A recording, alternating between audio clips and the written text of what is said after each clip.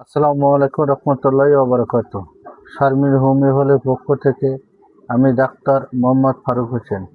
Kidney রোগের লক্ষণ: প্রস্রাবে জ্বালা পড়া বা সমস্যা, শরীর ফুলে যাওয়া, বিশেষ করে পা ও মুখ, কোমর, পিঠ ব্যথা,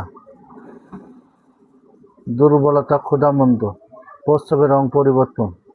কিডনি সুস্থ রাখার টিপস: প্রতিদিন পর্যাপ্ত পানি পান করুন, অতিরিক্ত লবণ ও চিনি এড়িয়ে চলুন, নিয়মিত ব্যায়াম করুন, ধূমপান, মাদক থেকে দূরে থাকুন, ডায়াবেটিস, উচ্চ রক্তচাপ নিয়ন্ত্রণে রাখুন, সময় মতন চিকিৎসা নিন, সুস্থ জীবন গড়ুন।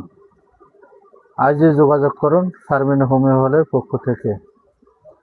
Mobile number 01736 1240 18।